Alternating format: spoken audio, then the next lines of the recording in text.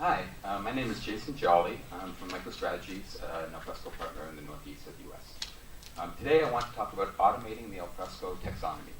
And wait for the next slide. So from a taxonomy standpoint, there are really a few key features that we talk about. We talk about folder structures, we talk about metadata and tags, and categories. This is kind of the core of a taxonomy, how we generally think of it. Now, for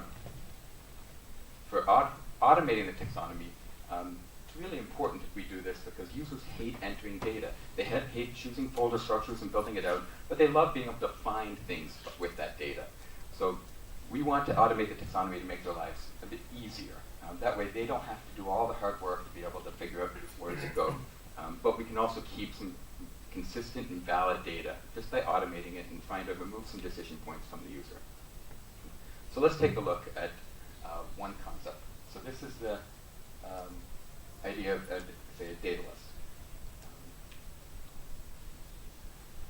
Okay, so we're going to take a look at the document status field. Here there's a list of values, but we don't really see the value that we want to have. So we want to be able to update this data list with the value that we want to have in it. We want to be able to empower the users to do this.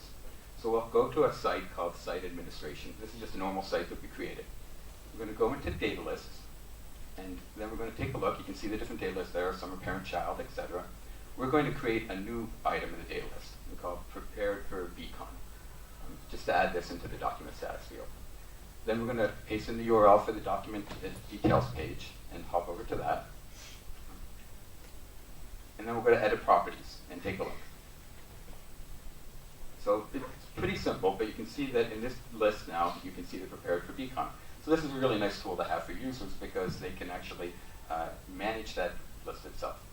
So to do this, it's really simple. Just create a data list, create a web script that can get the entries from that data list, and then we do a share render or control so that you can actually just expose that data list within a render control in metadata screens, for example. So next, from metadata inheritance. We want to do metadata inheritance because it saves a lot of frustration for the users. They don't have to figure out where to put the document or how to put metadata on the document. They don't have to do all that data entry. And then it becomes easier to find later on. So to do that, there's really two types. There's on creation of a node, and then there's on update. So when a document gets put in a folder, it can take the metadata. When a folder gets updated, it can push the metadata down. So just to illustrate that concept, I've got a quick video. And you can see up here there's a folder path. And on the left-hand side, you can see a number of different document statuses like open and final. You can see a case number, 001. You can see some doc type folders and some subtype folders. I'm going to drag a document into one of those folders. Then we'll take a look at the document details page. As we scroll down, we can see that all the metadata is automatically on the document. So a user just added the document. They didn't have to do all the extra work of figuring out what to put on the document. And that saves a lot of trouble. To do this, there's a couple of easy ways to do it. One is just using JavaScript and rules, and that's very basic and simple, and it works fine. The other is you can use some Java and some Spring configuration so that you can reuse this across your different implementations of Alfresco. Now for the other type of inheritance, for update, let's go to a folder and we'll update its properties. So I'll go to the 0001 folder, the matter folder, and edit properties. And then I'm going to update the matter name, and I'll just update it to say for BeeCon at the end. And then when I save this, then I'm going to go to document details page, scroll down, and this is on the document details. I can see that matter name was updated automatically. So this whole subfolder structure got updated. Now that's a bit more challenging than the other way. It really makes sense to use Spring for this and for Java for this, mainly because of a couple key things.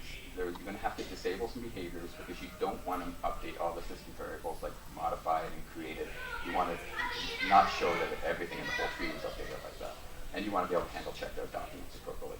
So it's a little more complex to do this one, but it's very, very valuable because if you have that folder updated, then it can cascade all those values all the way down.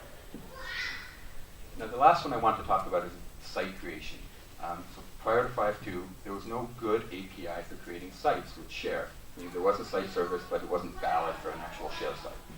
So to do this, you want to emulate what share does.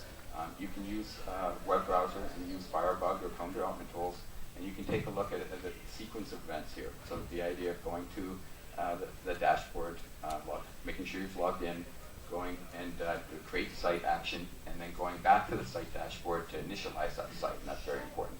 And that's really the simple ways to do it. The reason why you want to do it is if you're doing data synchronization from an authoritative data source and you want to be able to create sites on the fly, or if you want to have any kind of external integration, or you want to have like an inbound email trigger off a creation of a site, all those kinds of things. So that's everything. If you'd like to ask any questions, please stop by afterwards. Thank you very much.